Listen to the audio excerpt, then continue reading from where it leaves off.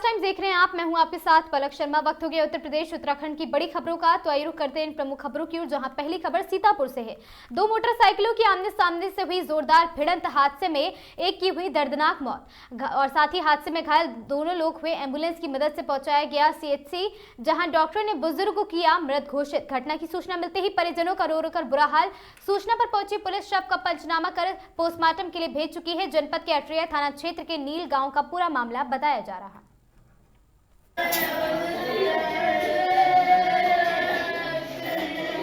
क्या नाम भैया आपका? रामकरण। ये जो खत्म हुए हैं, जिनकी मृत्यु हुई है एक्सीडेंट में, ये आपके कौन थे? पिताजी थे। क्या उम्र रही होगी इनकी? 70 के ऊपर 75 के आसपास। कहाँ के रहने वाले हैं भैया ये? ग्राम कमलाबाद निवासी जी, सैरपुर थाना, जनपद लखनऊ। लखनऊ। ये क्या किससे निकले थे बाहर? गाड़ी से निकले थे या? घर से लगभग निकले हैं वही 10:30 या 11 बजे निकले। जी, हम घर पे थे नहीं, तो बताया भी नहीं था कहाँ जा रहे हैं। गाँव के एक लोग साथ में थे, उन्हीं के साथ आए कुछ काम। अच्छा, जो लोग साथ में थे उनकी क्या समस्या है इसमें? उनको भी चोट वोट लगी, चोट लगी है। हॉस्पिटल ये टक्कर काहे से हुई है? बताने वाले लोग बता रहे हैं कि दो पहिया वाहन आपस में दो टकराए। ठीक है। खबर कौशाम्बी से है। यूपी के कौशाम्बी जिले से खबर सामने आई, जहां रेलवे ट्रैक के किनारे झाड़ियों में एक युवक का कई दिन पुराना सड़ा गला शव मिलने से इलाके में हड़कंप मच गया। पुलिस मौके पर पहुंची है, जांच में जुट गई है। मामला कोखराज थाना क्षेत्र के भरवारी रेलवे स्टेशन के पास का है, जहां दिल्ली हावड़ा रेलवे लाइन किनारे वहां झाड़ियों में एक युवक का शव पड़ा मिला है। बताया जा रहा शव करीब 4 से 5 दिन पुराना है। शव से उठ रही तेज दुर्गंध के बाद स्थानीय लोगों ने रेलवे कर्मचारियों और पुलिस को सूचना दी। सूचना मिलते ही कोखराज थाना पुलिस और भरवारी चौकी पुलिस मौके पर पहुंची। झाड़ियों में पड़े शव की हालत बेहद खराब स्थिति में है। शरीर पूरी तरह फूल चुका है। मृतक की उम्र करीब 40 से 45 साल के बीच बताई जा रही है। हालांकि शव की हालत खराब होने के कारण उसकी पहचान नहीं हो सकी है। पुलिस की प्रारंभिक जांच में सामने आया कि मृतक के कपड़े भी काफी हद तक सड़ चुके थे, जिससे अंदाजा लगाया जा सकता कि शव कई दिन पुराना है। फिलहाल पुलिस ने शव को कब्जे में लेकर पंचनामा भर पोस्टमार्टम के लिए भेज दिया है और आसपास के थानों में गुमशुदगी के आधार पर पहचान कराने की कोशिश की जा रही है।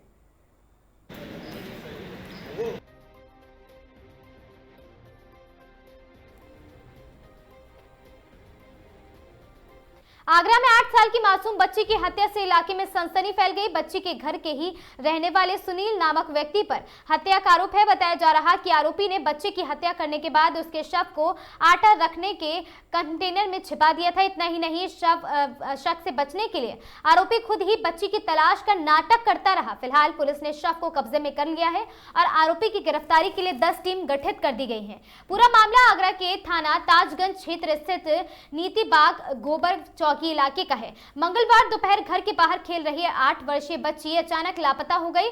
काफी देर तक जब बच्ची का कोई पता नहीं चला तो परिजनों ने तलाशी शुरू कर दी।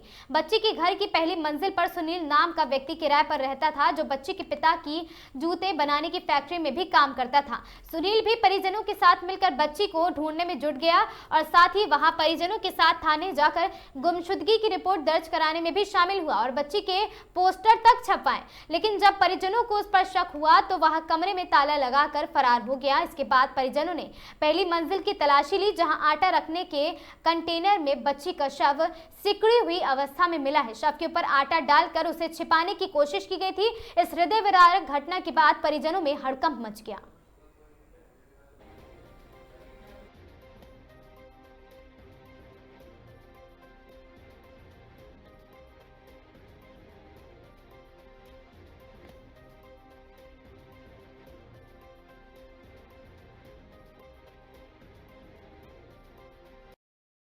नाम तुम्हारा? मेरा नाम दिनेश है। दिनेश, क्या हुआ था? मेरी बेटी को मार के है ना। कब आई हुई थी बेटी? मेरी 24 तारीख को घर दी थी। मैं अच्छा, 3 तारीख को पढ़ने गई थी। किसने?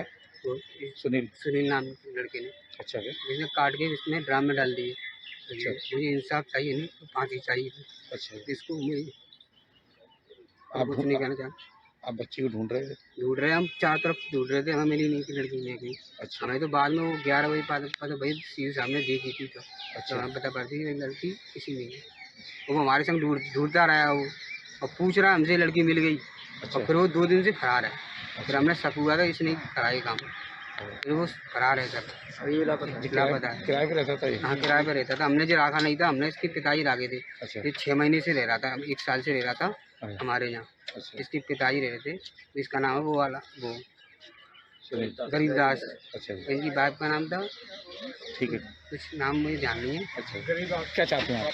हमें वही इंसाफ चाहिए, फांसी चाहिए हमें। कुछ नहीं चाहिए।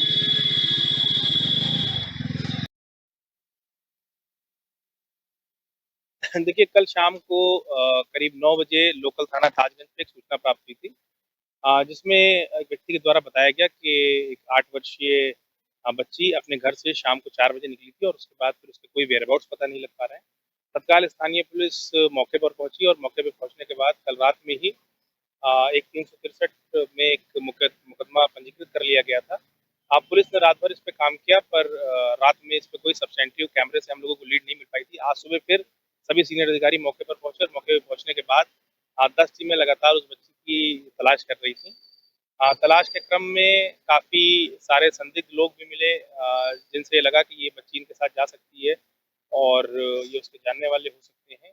उन सबसे लगातार पूछताछ चल रही थी। बच्ची को भी हम लोग तलाश कर रहे थे और रात में 8 बजे के आसपास उसी घर से पहली फ्लोर से, जहाँ पर उनका एक किराएदार जिसका नाम सुनील है, उसके कमरे से उस बच्ची का शव बरामद हुआ है। शव को पुलिस ने कब्जे में लेते हुए पीएम के लिए भेज दिया है। मौके पर शांति व्यवस्था कायम है और इसमें धाराओं को तरमीम करते हुए सर, जो शव था वो किसी बोरे या कनस्तर में मिला है, किस में मिला है? जी, एक चूँकि छोटी बच्ची थी 8 साल की, तो शव एक 8 पर रखने वाले कनिस्तर के अंदर था और उसको कब्जे में लेते हुए पीएम के लिए। सर, कोई निशान कुछ लग रहा है कि किस तरह से हत्या की अब कुछ? देखिए, ये पीएम के बाद ही असर्टेन हो पाएगा। प्रथम दृष्टया बॉडी पे ऐसे कोई कोई निशान नहीं। मैं गोबर चौकी सिद्धांत नगर से हूँ। मैं क्या पूरा मामला हुआ? पूरा मामला ये है कि कल 3 बजे से लड़की गायब है। उसका प्रज्ञा था, उसका 8 साल की लड़की थी। हाँ, तो हमने ये कैमरों में सब में धुड़वाई है, वो लड़की नहीं निकली है। उधर दिखवाई थी, उधर दिखी थी थोड़ा सा, फिर उसके बाद इसी चौक में से ही गायब हो गई है वो, फिर नहीं मिली है। इधर भी एक कैमरा लगा हुआ है, उधर भी देखिए लड़की, उधर भी नहीं मिली है। इधर भी देखिए, इधर भी नहीं।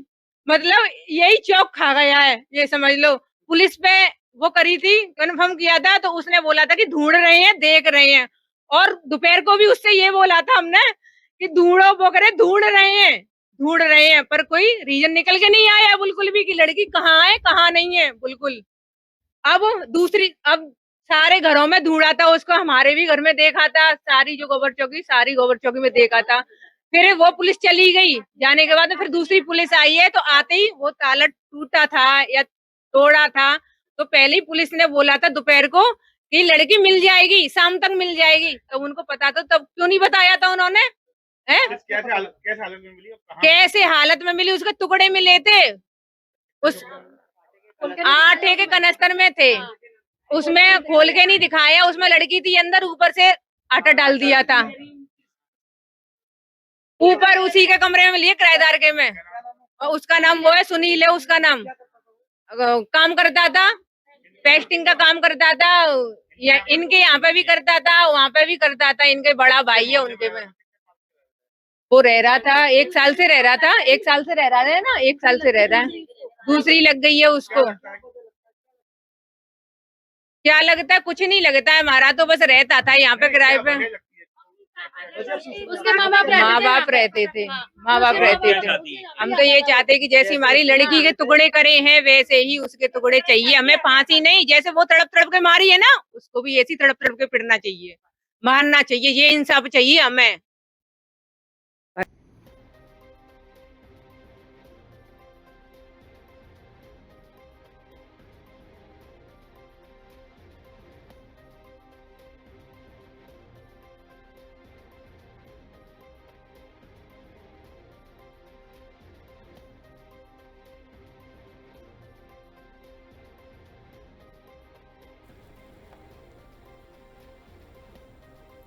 मुगलसराय कोतवाली क्षेत्र के जयसवाल स्कूल लाट नंबर 2 में बुधवार देर रात 48 वर्षीय गुड्डू गुप्ता ने फांसी लगाकर आत्महत्या कर ली है। सूचना मिलते ही पुलिस मौके पर पहुंची और शव को कब्जे में लेकर पोस्टमार्टम के लिए भेज दिया। पुलिस ने मामले की जांच शुरू कर दी है। मृतक की पहचान स्वर्गीय जंगी साफ गुप्ता के रूप में बड़े पुत्र गुड्डू गुप्ता 48 वर्षीय के रूप में हुई है। गुरुवार सुबह पड़ोसियों ने मकान की दूसरी मंजिल के बरामदे में दुपट्टे के सहारे उनका शव फंदे से लटका देखा।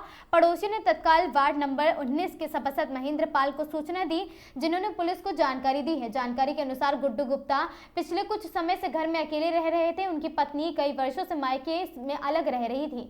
वह इधर उधर घूमकर अपना जीवन यापन करते थे। करीब 10 साल पहले उनकी माता पिता की भी मृत्यु हो चुकी थी। 3 भाइयों में से एक रवि गुप्ता उर्फ विष्णु वर्तमान में वाराणसी के एक नशा मुक्ति केंद्र में है और मृतक के जीजा शिव प्रकाश गुप्ता ने बताया कि गुड्डू 2 दिन पहले उनके घर गए थे और उनकी तबीयत बहुत खराब थी। उन्हें लीवर में सूजन और काफी कमजोरी थी। और साथ ही कूड़ा बाजार चौकी इंचार्ज ने बताया कि पुलिस मामले की जांच कर रही है और आत्महत्या के कारणों का पता लगाया जा रहा है।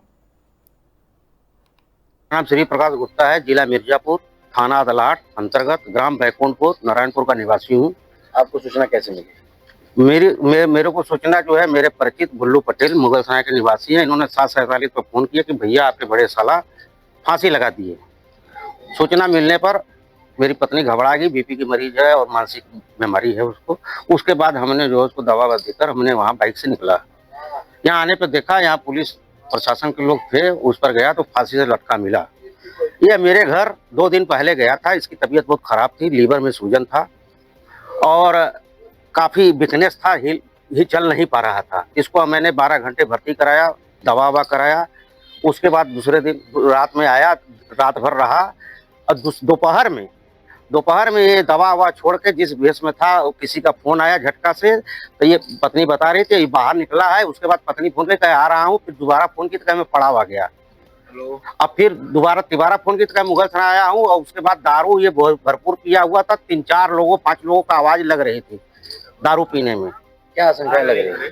पूरी की पूरी आशंका रहे कि भूमाफियाओं द्वारा जमीन और मकान लिखवाने के दबाव में ये फांसी लगाया हो या फांसी लगा के लटकाया गया हो। इसमें बहुत गहरी राज है, इसकी निष्पक्ष जांच होनी चाहिए। मेरा नाम श्री प्रकाश गुप्ता है, जिला मिर्जापुर, थाना अदलाट अंतर्गत, ग्राम बैकुंठपुर, नारायणपुर का निवासी हूँ। आपको सूचना कैसे?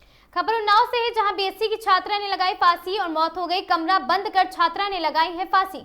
मां को सूचना मौके पर पहुंची पुलिस। मां की सूचना के बाद दरवाजा तोड़कर शव निकाल कर बाहर रखा गया। शव कब्जे में लेकर पुलिस ने पीएम के लिए भेजा है। बेटी की मौत के बाद माँ बाप का टूटा गमों का पहाड़। बेटी की पहले भी हार्ट अटैक से हो चुकी थी मौत और साथ ही पिता ने बताया 2 बेटियां थी, दोनों ही चली गई हैं।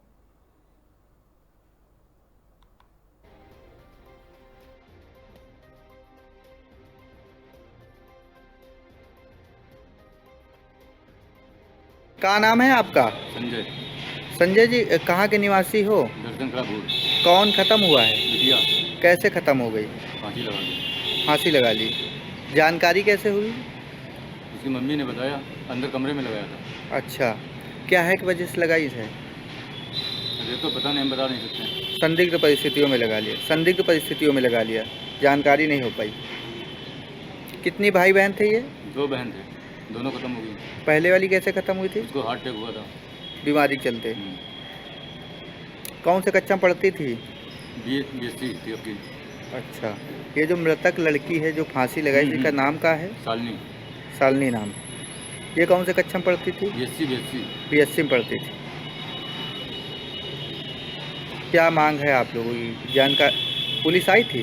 हाँ, पुलिस आई थी। थाना कौन सा लगता है? 84। गांव कौन सा है? दर्जन कला भूल। खबर चंदौली से है, जहां जुए का सिंडिकेट चलाने वाले 3 आरोपियों पर पुलिस ने 25-25 हजार रुपए का इनाम घोषित किया है। 3 दिन पूर्व एसपी के आदेश पर छापेमारी के दौरान पकड़े गए थे दर्जनों जुआड़ी और साथ ही जुए के मास्टर 3 आरोपियों के ऊपर इनाम घोषित है। मास्टरमाइंड देवता यादव और साथ ही मग्गू पटेल, राहुल पटेल इनाम किया गया था। इन सभी पर घोषित तीनों आरोपियों की पुलिस कर रही है सरगर्मी से तलाश। आरोपियों के द्वारा अवैध गतिविधियों से कमाई गई संपत्ति पर भी चल रही है जांच। पुलिस जांच में और कई और साथ ही आरोपियों के नाम आने की बताई जा रही आशंका। जुआरियों के पकड़े जाने के बाद कोतवाल और दरोगा पर गिर चुकी है जांच की गाज और साथ ही मुगलसराय कोतवाली क्षेत्र के सिमरा गांव में की गई थी छापेमारी।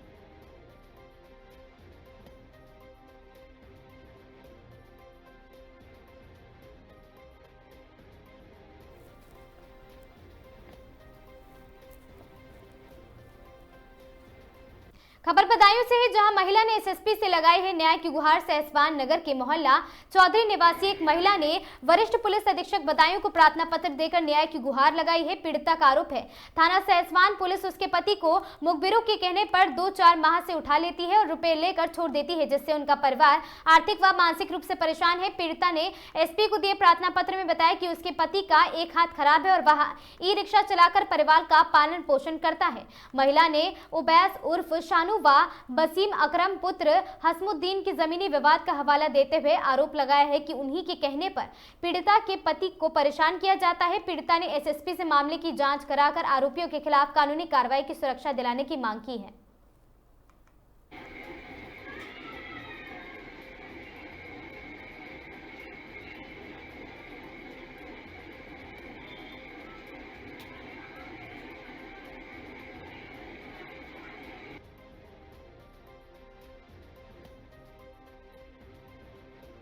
मेरे बेटे को बहुत परेशान कर रही है पुलिस, और हम कप्तान साहब के यहाँ मिलने गए थे, तब उन्होंने कहा कि हाँ पूरी कार्रवाई करेंगे, और मतलब हर 2-4 माह के बाद उठा लेते हैं। झूठ बोल के, एक बार झूठ बोल के 4 पुलिस वाले हमारे घर में घुस गए, और जुमे का दिन जुमे की नमाज पढ़ के आया तो क्या कहने लगे कि तुम्हारे बाप का मृत्यु सर्टिफिकेट लगेगा और तेरा आधार कार्ड लगेगा।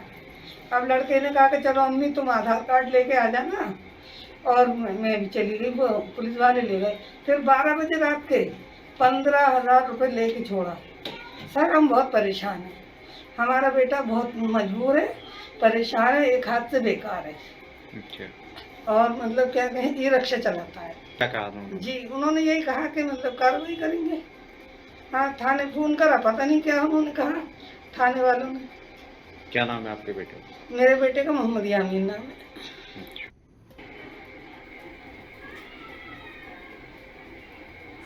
कौशाम्बी जिले के मंझनपुर क्षेत्र के ऊसा स्थित वृद्धजन आवास में चैत्र नवरात्रि के पावन पर्व पर दुर्गाष्टमी के अवसर पर एक भव्य धार्मिक एवं सेवा कार्यक्रम का आयोजन किया गया। इस दौरान पूरा परिसर भक्ति, आस्था और मानव सेवा की भावना से सराबोर नजर आया, और साथ ही जय घुसमेश्वर लोक सेवा संस्थान के प्रबंधक कुलभूषण शुक्ला के नेतृत्व में वृद्धजन परिसर में स्थित रहे, और साथ ही विधि विधान के साथ सुंदरकांड का पाठ संपन्न कराया गया।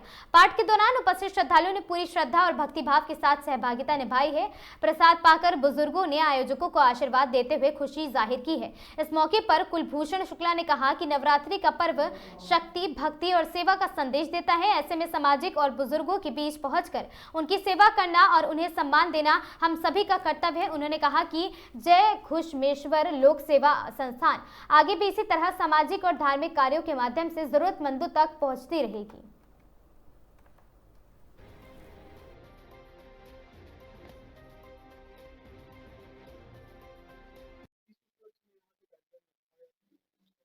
भारत सरकार की अटल वयो अभ्युदय योजना की उप योजना वरिष्ठ नागरिकों के लिए कार्य योजना के अंतर्गत समाज कल्याण विभाग उत्तर प्रदेश सरकार द्वारा हमारे वरिष्ठ नागरिक जो हैं, हमारे जो वृद्धजन हैं, हमारे जो बुजुर्ग हैं, उनके लिए अंतर पीढ़ीगत जुड़ाव गतिविधियां के तहत आज यहाँ पर वृद्धजन आवास कौशाम्बी में 6 प्रकार की गतिविधियों का आयोजन जो है सुबह से चल रहा है, जिसका मुख्य विषय जैसा कि आपको हमने बताया अंतर पीढ़ीगत जुड़ाव गतिविधियां।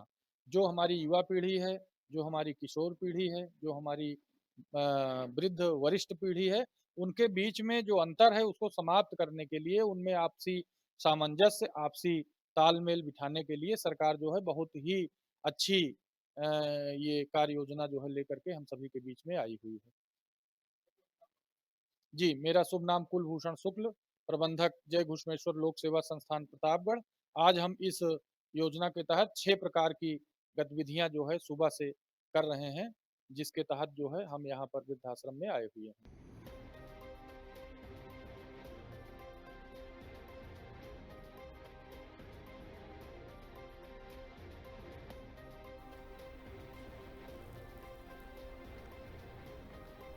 जनपद बदायूं के सदर कोतवाली क्षेत्र के काशीराम आवास पर रहने वाले 37 वर्षीय राजीव पुत्र मदन लाल मेहनत मजदूरी करके अपने परिवार का पालन पोषण करते हैं। राजीव की पत्नी रानी हर समय घर पर कलेश करती है और कलेश के चलते वह 2 दिन पहले अपने मायके चली गई थी। पत्नी के मायके जाने पर राजीव का मानसिक संतुलन बिगड़ गया और उसने आज सुबह अपने घर के कमरे में फांसी लगाकर जान दे दी और साथ ही मोहाली के लोगों के द्वारा आसपास के लोगों के द्वारा पुलिस को सूचना दी गई और पुलिस घटनास्थल पर पहुंची है और राजीव के शव को कब्जे में लेकर पोस्टमार्टम के लिए भेज दिया है।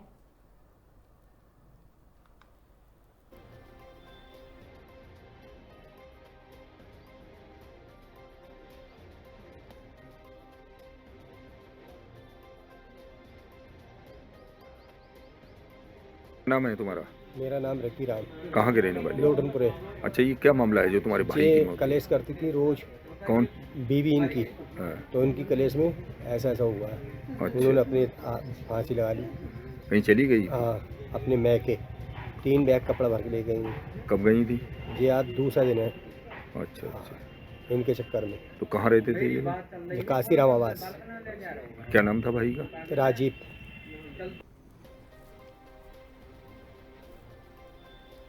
जनपद बदायूं के इस्लाम नगर थाना क्षेत्र के गांव पतीसा के रहने वाले सत्यपाल सिंह अपनी 28 वर्षीय बेटी राजेश्वरी की शादी जरीफ नगर थाना क्षेत्र के गांव मदारपुर गांव में प्रदीप पुत्र वीरेश पाल के साथ लगभग 4 वर्ष पहले धूमधाम से की गई थी। शादी के बाद से ही ससुराल वाले अतिरिक्त दहेज की डिमांड करने लगे और दहेज में सोने की चेन, अंगूठी एवं बाइक की डिमांड करते थे। मायके वालों के अनुसार वह सोने की चेन, अंगूठी और बाइक नहीं दे पाए, मगर उन्होंने राजेश्वरी के घर वालों को 3 भैंस दे दी, मगर फिर भी ससुराल वाले दहेज की डिमांड करते रहे। और साथ ही मायके वाले ने बताया कि राजेश्वरी को जब प्रताड़ित किया जाता था तो वह ज्यादातर अपने मायके में समय बिताती थी, क्योंकि उसके पति प्रदीप के अपने भाभी से अवैध संबंध भी थे। अवैध संबंधों के चलते हुए प्रदीप उसके मायके से नहीं उसे बुलाता था। जब वह भी अपने ससुराल आती थी तो उसके जेठ, देवर, ससुर, जेठानी और पति उसे लाठी डंडों से पीटते थे। इसी के चलते हुए कल राजेश्वरी को ससुराल के सभी लोगों ने लाठी डंडों से मारा पीटे है और उसे फांसी के फंदे पर लटका दिया और सभी लोग घर से फरार हो गए। उधर मोहल्ले के लोगों ने जब मायके वालों के पता लगाया तो राजेश्वरी की ससुराल पहुंचे और साथ ही पुलिस को सूचना देकर हत्या का आरोप लगाया है।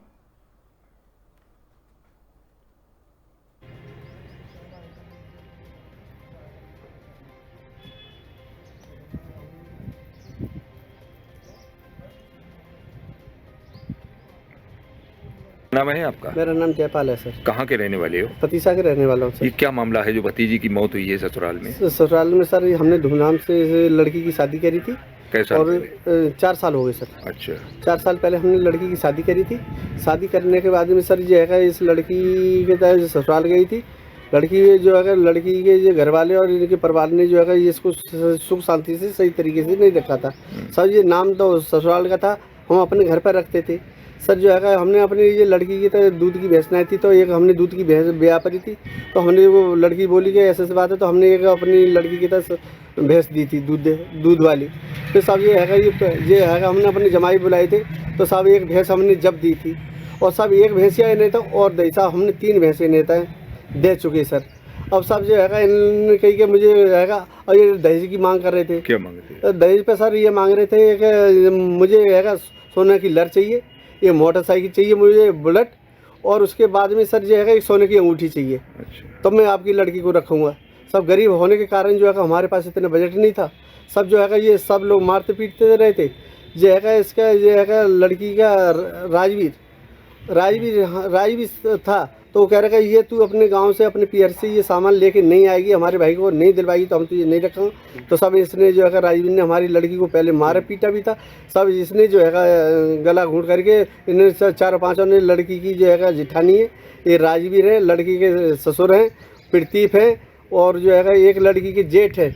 इन्होंने 5 लोगों ने जो है फंदा करके कल के 2 बजे मेरी लड़की को फांसी पर लटका के और सब मार दी। अच्छा, इसकी जेठानी का क्या मतलब है? जेठानी का मतलब ये है सर, इसकी जेठानी का ये मतलब है कि इस लड़के के जो है जो हमारे दामाद थे प्रदीप, इसकी जो है जो लड़की की जेठानी है अपनी भाभी से इसके जुड़े हुए संबंध थे सर। अच्छा। हाँ, सब जो है गलत संबंध थे सर। उस चक्कर में जो है जेठानी और जो है इसके जो है ये प्रदीप हमारी लड़की को घर पर रखने से राजी नहीं थे सर। खबर उन्नाव से है, जहां चैत्र नवरात्रि के पावन अवसर पर सप्तमी के दिन बड़ी संख्या में महिलाओं ने माता कल्याणी मंदिर में पहुंचकर विधि विधान से पूजा अर्चना की। इस दौरान 108 महिलाओं ने सामूहिक रूप से माता रानी का आशीर्वाद प्राप्त किया। उन्नाव जनपद में स्थित माता कल्याणी देवी मंदिर में नवरात्र की समाप्ति और साथ ही अष्टमी के अवसर पर श्रद्धालुओं की भारी भीड़ देखने को मिली है। सप्तमी के दिन 108 महिलाओं ने के साथ माता रानी की पूजा अर्चना कर सुख समृद्धि और परिवार की खुशहाली की कामना की गई। वहीं अष्टमी के दिन भी धार्मिक माहौल और भक्ति में चरम पर भाव रहा है, जहां 108 महिलाओं ने एक साथ माता रानी की भव्य आरती उतारी। मंदिर परिसर में जय माता दी के जयकारों से गूंज उठा और पूरा वातावरण वहां पर भक्तिमय हो गया।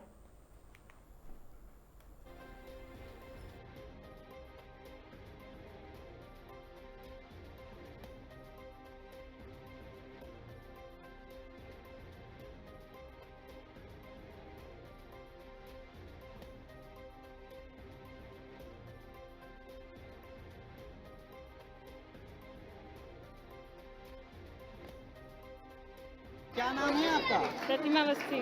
प्रतिमा जी, आज जो है माँ कल्याणी मंदिर में आरती कर रही थी 108 महिलाओं के साथ, कैसा लग रहा था आपको? बहुत ही दिव्य अनुभूति थी। एक आध्यात्मिक जगत की पहली शुरुआत हुई जो हम लोगों ने इतने दिनों में आयोजन करने के लिए सोच रहे थे, आज आयोजन कर सके हैं। बहुत ही अच्छा अनुभव हो रहा है और ये तो माता की नवरात्रि का समय है, तो एक अलग ही अनुभूति लोगों में इसकी है।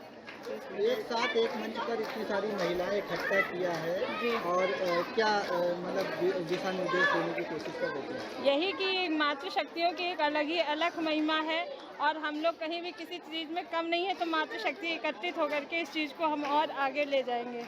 इसमें कि क्या कहते हैं, एकता का मुद्दा देखा जा सकता है कि महिलाएं अभी भी आत्मनिर्भर और जागृत है हर क्षेत्र में, क्योंकि इतनी रात में इतने औरतों के एक साथ इकट्ठा होना आज के समय में ये भी जरूर वो मुश्किल काम है। लोग आते ही नहीं निकल के घर से, और आई इतनी औरतें एक साथ इकट्ठी हुई, उन्होंने इसमें आयोजन में भाग लिया, ये एक बड़ी चीज़ है। इसके बाद और क्या आप लोग? इसके बाद हम लोग जगराता करेंगे। ये हर नवरात्रि में हर 6 महीने के बाद आयोजन किया जाता है। हर 6 महीने में नवरात्रि होती है और उसमें सप्तमी का जगराता हर बार आयोजित किया जाता है।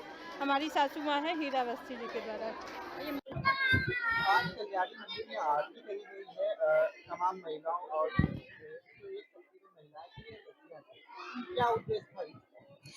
जी, आज ये हम लोगों का सौभाग्य है कि काफ़ी वर्षों बाद फिर से 108 महिलाओं ने और 9 से अधिक कन्याएं थी जिनके द्वारा यहाँ पर आरती का कार्यक्रम हुआ हो। इसका उद्देश्य सिर्फ यही था कि हम लोग जिस तरीके से नवरात्रि का उद्देश्य होता है एकजुट मिलके एक साथ मिलके सद्भावना के साथ माता के चरणों में आरती अपनी अर्पण करके नगर के लिए, अपने देश के लिए सुख समृद्धि और शांति की प्रार्थना की हम सब लोगों बहनों ने मिल करके। बस हमारा उद्देश्य यही है कि यही शांति बरकरार रहे।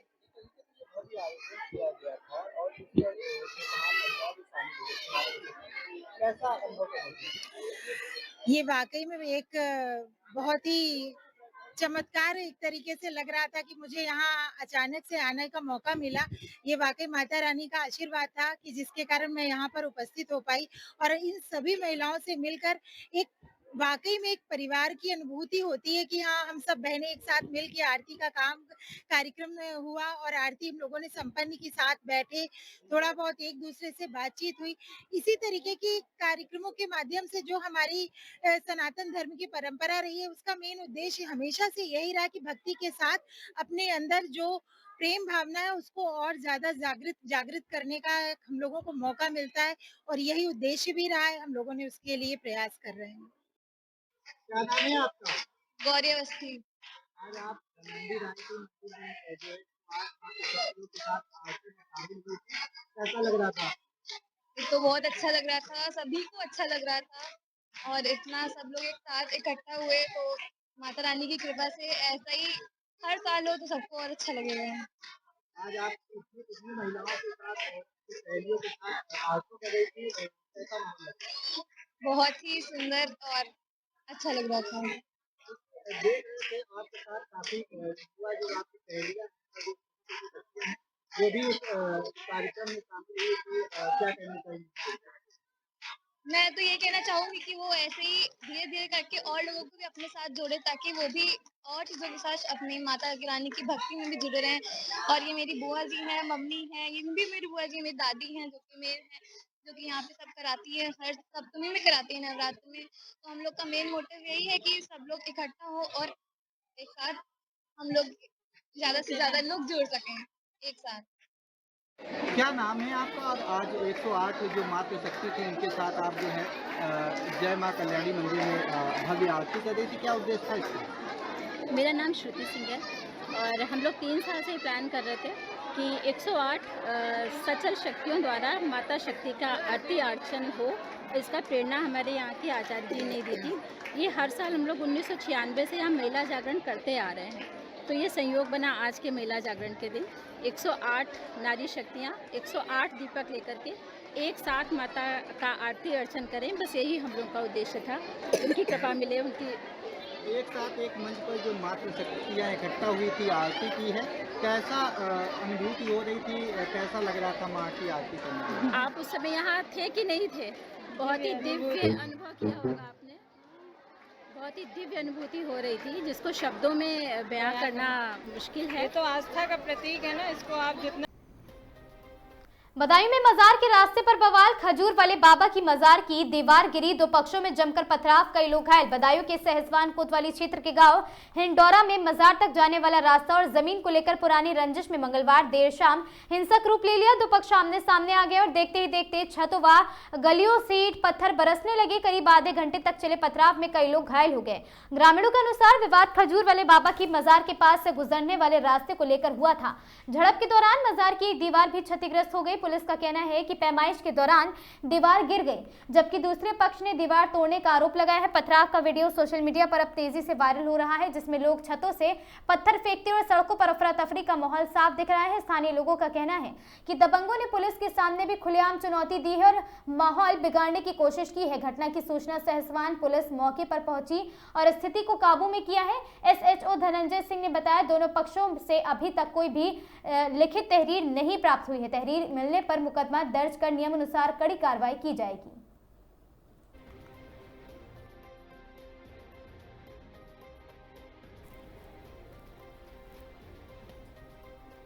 बदायूं मूसाझाक थाना क्षेत्र के सैजनी स्थित हिंदुस्तान पेट्रोलियम प्लांट परिसर में गत दिनों हुई दोहरे हत्याकांड की गूंज अभी तक थमी नहीं। इस वारदात में मारे गए युवक हर्षित मिश्रा के पिता शहर स्थित वरिष्ठ पुलिस अधीक्षक आवास पर पहुंचे और SSP अंकित शर्मा से लगभग 1 घंटे तक बंद कमरे में विस्तृत वार्ता की है और साथ ही बैठक के बाद बाहर आए गमजदा पिता ने मीडिया के सामने 2 टूक कहा, मेरे बेटे की हत्या स्थानीय आकाओं और साथ ही बाहुबलियों की सोची समझी साजिश का परिणाम है। SSP आवास पर बंद कमरे में 1 घंटे की बातचीत। प्रत्यक्षदर्शियों के अनुसार हर्षित के पिता SSP बंगले पहुंचे। उन्होंने सुरक्षा घेरे में कार्यालय कक्ष में ले जाया गया उन्हें, जहां SSP अंकित शर्मा के साथ जिले के वरिष्ठ पुलिस अधिकारी मौजूद रहे। सूत्रों ने बताया कि बातचीत में वहां पर अब तक जुटाए गए साक्ष्यों, घटनास्थलों की फॉरेंसिक रिपोर्ट, संभावित संदिग्धों की सूची और आगे की जांच रूपरेखा पर बिंदुवार चर्चा हो रही। गोलियों से भूना गया पिता का आरोप है। बैठक के बाद बाहर आए पिता की आंखें नम थी और आवाज में तल्खी थी। उन्होंने कहा, स्थानीय बाहुबली के वर्चस्व के चलते मेरे बेटे और उसके साथ मौजूद दूसरे युवक DGM को सरेआम गोलियों से भून दिया गया है।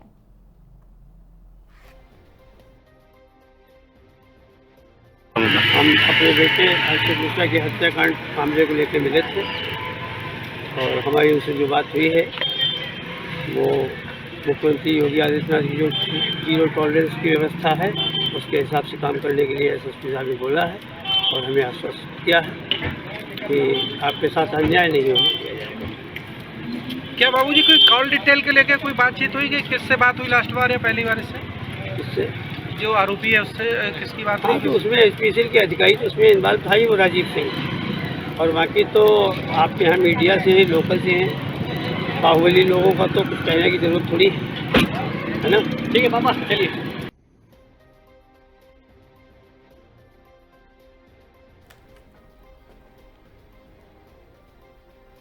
सरोवर नगरी में दूर भीमताल ब्लॉक प्रमुख डॉक्टर हरीश सिंह बिष्ट ने ग्रामीण क्षेत्रों का दौरा किया है। राज्य आपदा प्रबंधन, पलायन, कृषि, लघु सिंचाई, मनरेगा तथा राज्य वित्त क्षेत्र पंचायत निधि से संचालित कार्यों की प्रगति का जायजा लिया गया। इस दौरान उन्होंने तमाम ग्रामीण क्षेत्र और साथ ही हैडिया गांव और साथ ही चकबेहड़ी और साथ ही सलड़ी गांव का दौरा कर विभिन्न विकास कार्यों का निरीक्षण किया है। निरीक्षण के दौरान उन्होंने हैडिया गांव और साथ ही चकबेहड़ी के विद्यालयों का भी दौरा किया है और बच्चों से पढ़ाई की जानकारी ली और शिक्षकों को शिक्षा की गुणवत्ता सुधारने के निर्देश भी दिए हैं। ब्लॉक प्रमुख ने अधिकारियों को निर्देशित करते हुए कहा कि ग्रामीण क्षेत्रों में चल रही योजनाओं का समयबद्ध और गुणवत्तापूर्ण क्रियान्वयन सुनिश्चित किया जाए। उन्होंने विकास कार्यों को धरातल पर प्रभावी ढंग से उतारने पर विशेष जोर दिया है और साथ ही हैडिया गाँव में उन्होंने निर्माणाधीन चेक डैम, गुल तथा कृषि भूमि को जंगली जानवरों से बचाने के लिए की जा रही घेर बाड़ का निरीक्षण किया और कार्यों तक समय सीमा में पूर्ण करने के निर्देश दिए हैं। इस दौरान ग्रामीणों ने घिघरानी क्षेत्र में बारिश के दौरान कृषि भूमि के कटाव और साथ ही आवासों को खतरे की समस्या भी उठाई, जिस पर प्रमुख रूप से बरसात से पूर्व आवश्यक सुरक्षा कार्य तैयार करने का आश्वासन भी मिला है। इस अवसर पर ग्राम प्रधान प्रदीप कुमार, जया बोहरा, नीलम आर्य, बीडीसी सदस्य देवेश कुमार, मोहित कुमार आदि लोग उपस्थित रहे।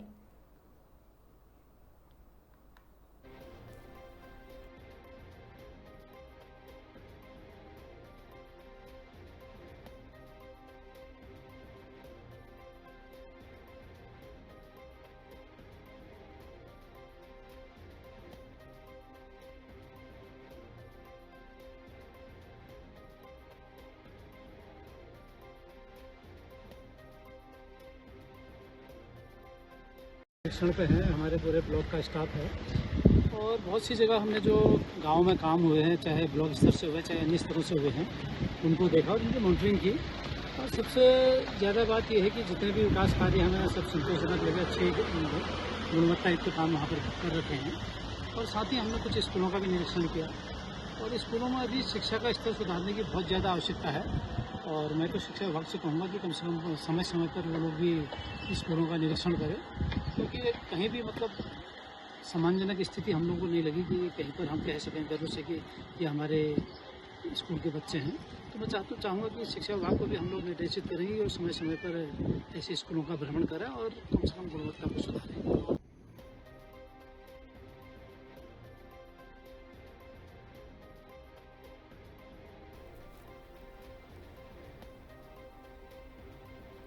चमोली जिले के थराली में 26 वर्षीय महिला पर भालू ने किया हमला। भालू के हमले से महिला गंभीर रूप से घायल हुई है। लोग और साथ ही ऋषिकेश एम्स में भर्ती कराया गया। एयरलिफ्ट कर महिला पहुंची है ऋषिकेश एम्स। महिला की उम्र 26 वर्ष बताई जा रही। ऋषिकेश एम्स के ट्रामा सेंटर में चल रहा महिला का उपचार। महिला पर भालू ने किया हमला, गंभीर चोटें आई हैं। ऋषिकेश एम्स में विशेष डॉक्टरों की टीम कर रही है महिला का लगातार इलाज।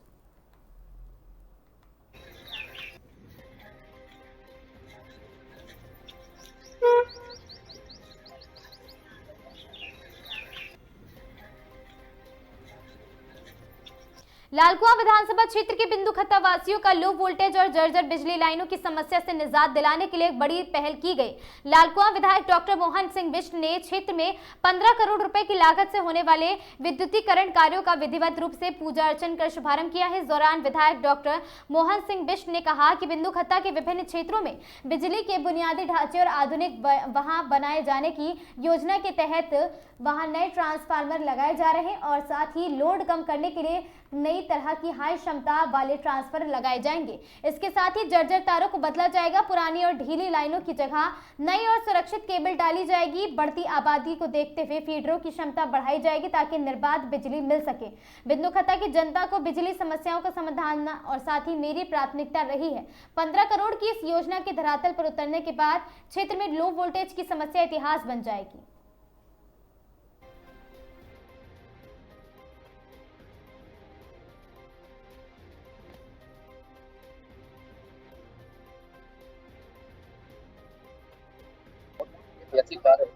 निश्चित रूप से ये बिंदु खत्ता के जो विगत कई वर्षों से, 14-15 वर्षों से यहाँ पर विद्युतीकरण पर रोक लगी हुई थी, तो आज ये रोक हट के माननीय मुख्यमंत्री जी ने विगत दिनों हल्द्वानी में इस योजना का भूमि पूजन किया था, शिलान्यास किया था।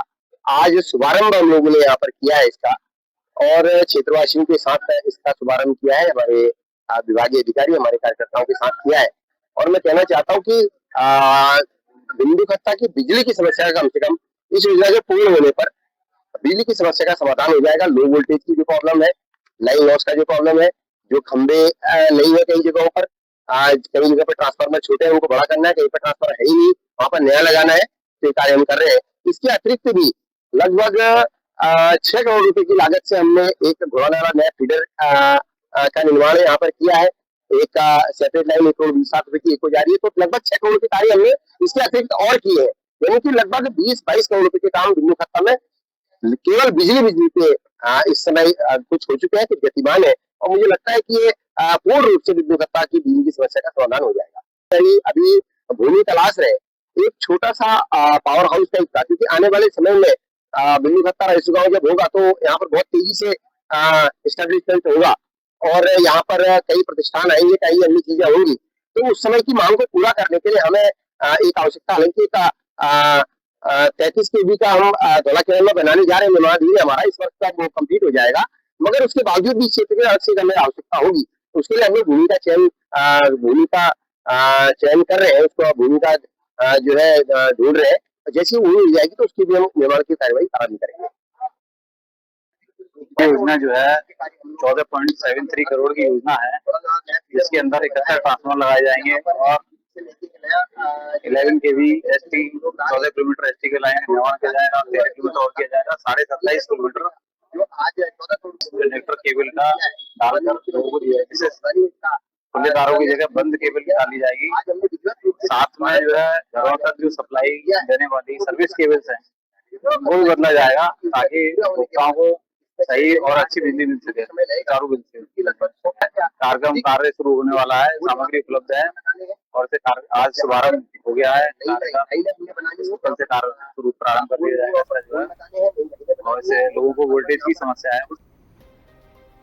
बाड़मेर क्षेत्र के राजकीय उच्च माध्यमिक विद्यालय गाड़ा गोदिया में वहां पर धरतवालों की धाड़ी में वार्षिकोत्सव के अवसर पर एक दिवसीय वॉलीबॉल प्रतियोगिता का सफल आयोजन किया गया। प्रतियोगिता को लेकर खिलाड़ियों और ग्रामीणों में खासा उत्साह देखने को मिला। खेल संयोजक पूर्णाराम जी ने जानकारी देते हुए बताया, प्रतियोगिता में बालोतरा जिले की कुल 15 टीमों ने लगभग 105 खिलाड़ियों ने भाग लेकर शानदार प्रदर्शन किया। प्रतियोगिता के अंत में विजेता टीम को प्रथम स्थान प्राप्त करने पर 5100 रुपए, द्वितीय स्थान प्राप्त करने वाली टीम को 2100 तथा तृतीय स्थान प्राप्त करने वाली टीम को 1100 रुपए नगद पुरस्कार देकर सम्मानित किया गया। वार्षिकोत्सव कार्यक्रम में मुख्य अतिथि के रूप में वहां पर सिमर्था राम प्रधान बायतू और साथी उपस्थित रहे, जबकि विशिष्ट अतिथि के रूप में साताराम जी और साथ ही धतरवाल शामिल हुए हैं। कार्यक्रम की अध्यक्षता वीरचंद ने की है। वॉलीबॉल प्रतियोगिता के समापन समारोह में मुख्य अतिथि के रूप में भाजपा नेता जसवंत मोड़ मौजूद रहे, जिन्होंने खिलाड़ियों का उत्साहवर्धन करते हुए खेलों के महत्व पर प्रकाश डाला है।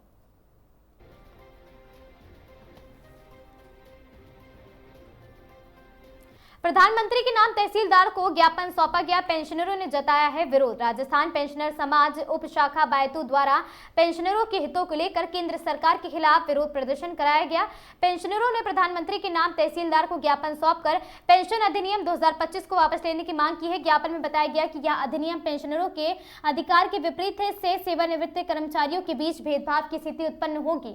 पेंशनरों का कहना है कि इससे उनकी पेंशन और अन्य सुविधाओं पर प्रतिकूल प्रभाव पड़ेगा। ज्ञापन में भारत के सर्वोच्च न्यायालय से पूर्व निर्णयों का हवाला देते हुए कहा गया कि पेंशन एक सामाजिक सुरक्षा व्यवस्था है जो सेवानिवृत्त कर्मचारियों को सम्मानजनक जीवन प्रदान करने के उद्देश्य से दी जाती है। ज्ञापन के माध्यम से मांग की गई है वित्त मंत्रालय द्वारा 29 मार्च 2025 को जारी अधिसूचना को तत्काल प्रभाव से वापस लिया जाए और पेंशनरों को राहत प्रदान की जाए। इस दौरान वहां पर घमंडा राम धरतवाल, कृष्णा राम जिंगर और साथ ही मोहब्बत राम पूडन, श्यामलाल आदि लोग मौजूद रहे।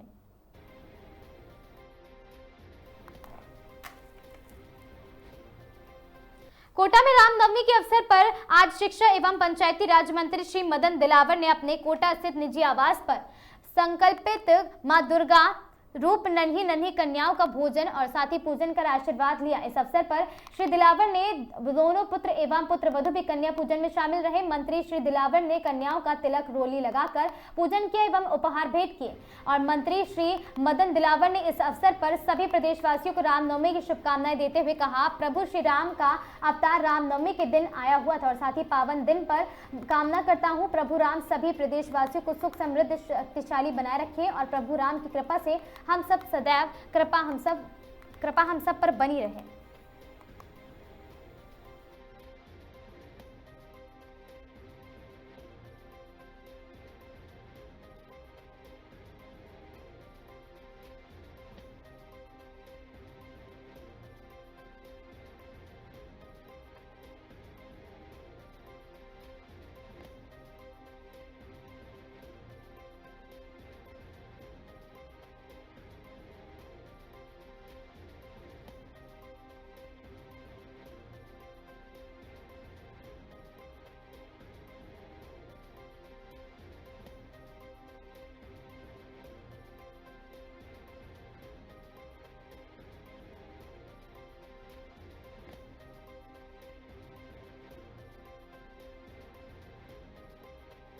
रामगंडी का भी दौरा है, उसको लेकर कल क्या? मेरे विधानसभा क्षेत्र है, मैं जाता ही रहता हूँ और कल भी वहाँ जा रहा हूँ। लोगों से मिलेंगे, छोटे मोटे कार्यक्रम में उस पर भाग लेंगे। रामनवमी को लेकर आज किस तरह से लोगों को? मैं, क्योंकि आज रामनवमी है और इसलिए मैं सब लोगों को रामनवमी की बधाई देता हूँ। भगवान से प्रार्थना करता हूँ कि सब निरोगी रहें, सामर्थ्यशाली हों और सामर्थ्यवान हों।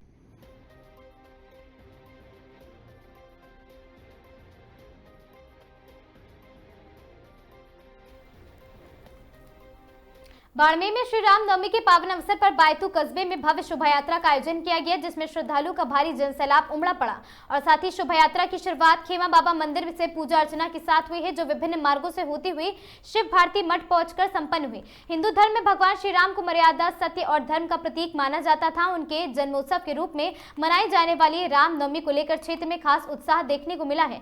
शोभा यात्रा में भगवान श्री राम, लक्ष्मण, माता सीता और हनुमान जी की आकर्षक झांकियों ने श्रद्धालुओं का मन मोह लिया। मार्ग में जगह जगह पुष्प वर्षा कर श्रद्धालुओं द्वारा शोभा यात्रा का स्वागत किया गया। वहीं डीजे व भक्ति गीतों पर युवाओं ने उत्साहपूर्वक भाग लिया है। इस दौरान जनप्रतिनिधि, समाजसेवी एवं बड़ी संख्या में ग्रामीण भी वहां पर उपस्थित रहे हैं और आयोजन समिति ने सभी के सहयोग के लिए भी आभार व्यक्त किया।